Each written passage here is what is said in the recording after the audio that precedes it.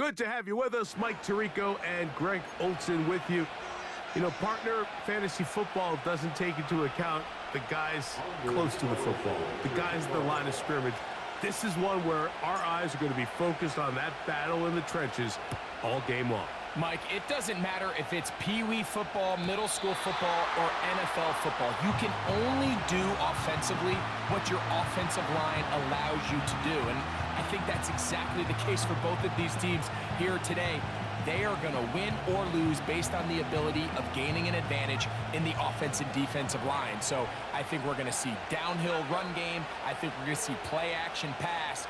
And the team that's able to impose their will up front along the trenches, I think that's going to be the team that finds himself at the end of this one coming out with the win.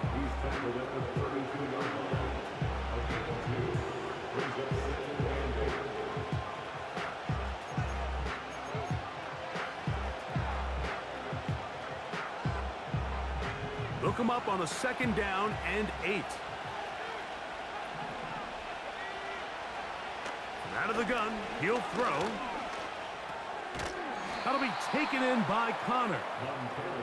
Well, he's brought down. That pass is going to pick up 4 and bring up 3rd down.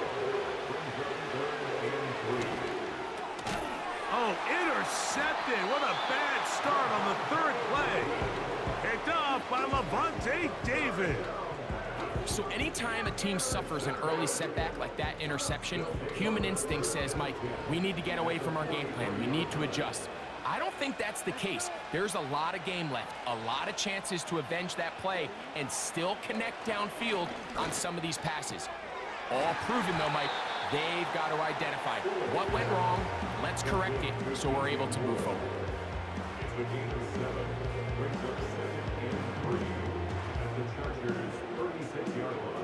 2nd down and 3.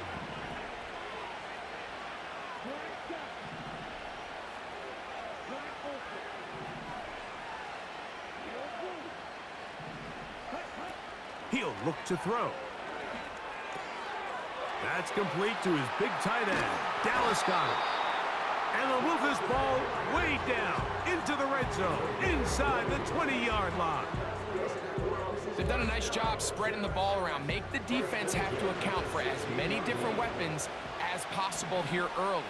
And think back to our conversation with this coaching staff, Mike. They identified this guy as someone they needed to get involved early and often. So that might... And he's into the end zone. James Conner, touchdown.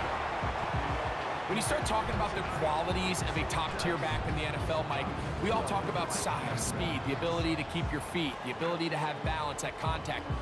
But the part we don't talk enough about is patience, understanding the blocking scheme, the timing, when to hit the hole, as much as what hole to hit. And I think you get a great example of what that looks like when it all comes together. He takes advantage of the scheme, and next thing you know, he hits his head on the goalpost.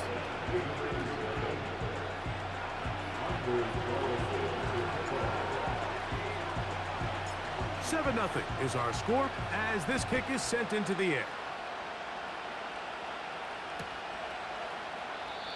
And this one is fielded in the end zone, will not be returned. So it'll come out to the 30.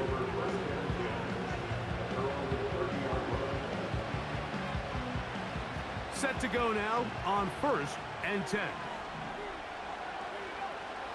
Right away, they'll set up to throw. They'll try to work the screen with Connor.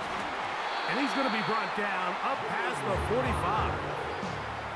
I like the call, using the screen as a drive starter to pick up a chunk play and get this offense into some rhythm. It's clear this offensive play caller anticipated the rush of the defense, and he was able to use it against them. Going over the middle, this one is complete. And they'll move this one down inside the 40-yard line. What a luxury that certain teams, when they have a guy like this, I mean, not only is he the big target, but then to have that size and speed to run away from these linebackers and do so much of his damage after the catch. And they bring him down inside the 25-yard line. And And a nice pickup there by the back with an explosive run play. And it's important to point out, Mike, this offensive play caller, he's still working off that opening script. It doesn't necessarily have to just be the first possession. Using formations, using run game and pass. Unmask the defense and understand where to take the play calling as the game unfolds.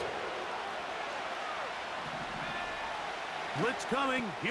That's over the middle and intercepted. Picked off by Levante David. He's inside the 30.